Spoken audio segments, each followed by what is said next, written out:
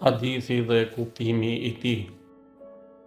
Imam Aliu, paqja qoftë mbi të, ka thënë: përmendja jonë e Ehli Bejtit është shërim nga sëmundjet, nga dhimbjet dhe nga vezveset e dyshimit.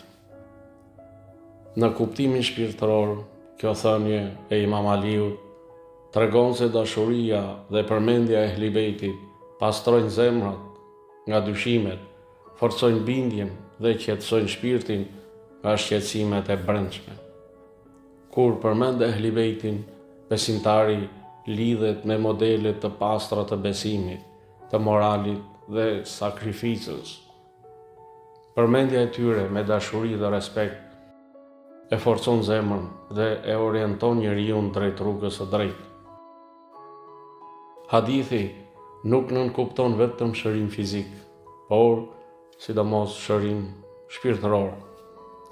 Kur njeriu kujton jetën dhe virtytet e Ehli Bejtit, paqja qoftë mbi ta, largohet nga dyshimet në fe, qetëson ankthin dhe trazimin e brendshëm, forcon besimin dhe moralin. Vezvese do të thotë mendime negative ose dyshime që e shqetësojnë zemrën.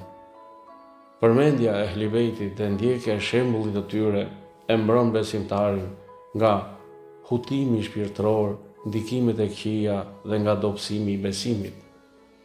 Mesazhi më i thellë i kësaj thënie dhe Imam Aliut është se përmendja e Ehli Bejtit nuk mjafton vetëm me fjalë, por duhet të mësojmë nga jeta e tyre, të ndjekim drejtësinë, durimin dhe devotshmërinë e tyre.